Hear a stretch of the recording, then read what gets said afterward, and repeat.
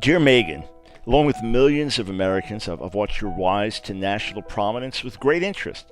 And I was fascinated to see how you seemed to unnerve no less a prominent personality than Donald Trump with your forthright questions. Nicely done.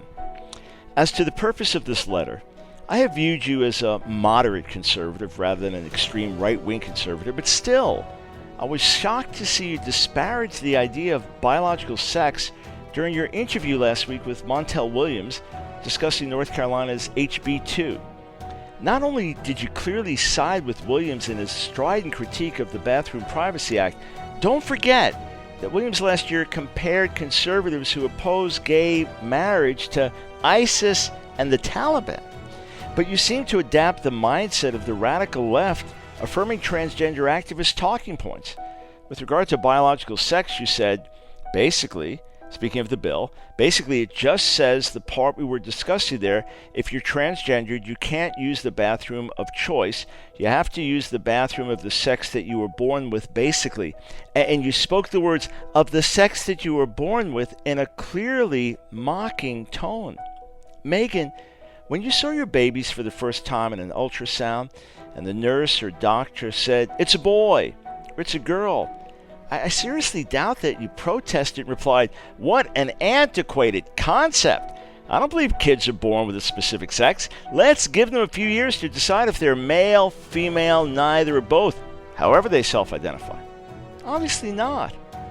And in the days before ultrasounds, when the doctor told your mom at your birth, "It's a girl," I'm sure your mom didn't say, "Not so fast, doctor.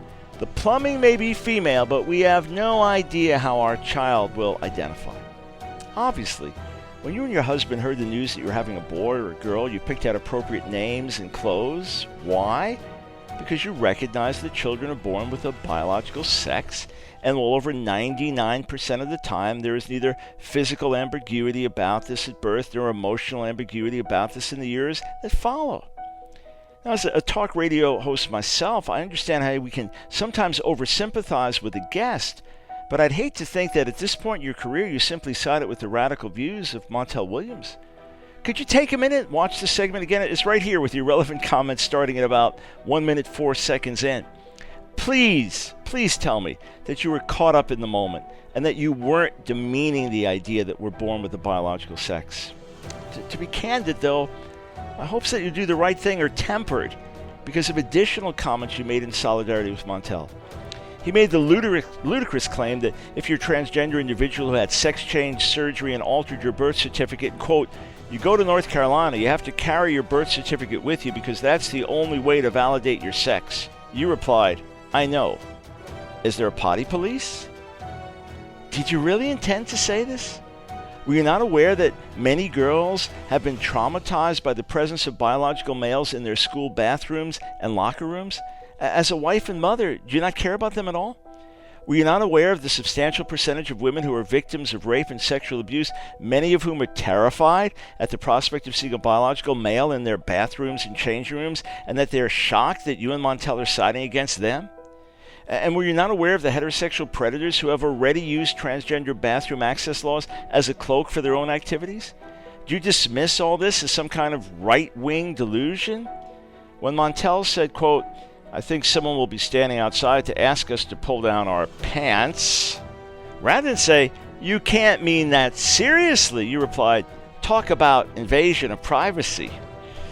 Oh, for good reason, Megyn, many of your fans were disappointed and even mortified by your comments. Surely you can do better than this. And I encourage you to regain some lost credibility by doing some more study on the issue and having on some guests who can refute the Montel Williams talking points. Better still, why not revisit the issue yourself and retract your mocking comments? That would be worthy of the platform and prestige that you have today. For more video commentaries, articles, audio resources, and books, visit AskDrBrown.org and be sure to subscribe to our Ask Dr. Brown YouTube channel. Thank you.